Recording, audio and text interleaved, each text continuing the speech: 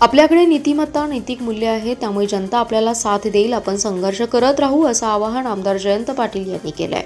सांगली जिल्हा राष्ट्रवादी काँग्रेस शरदचंद्र पवार पक्षाच्या मेळाव्यास उपस्थित राहून जयंत पाटील यांनी कार्यकर्त्यांशी संवाद साधलाय.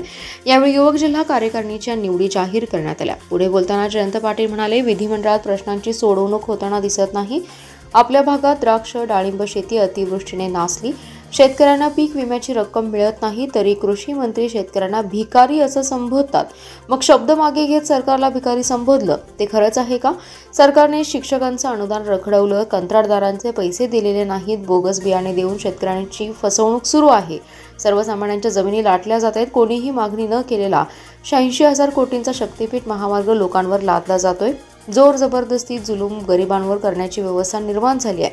ठराविक लोकांनी राज्याच्या अर्थव्यवस्थेतून पैसे काढण्याचा मार्ग हुडकलाय.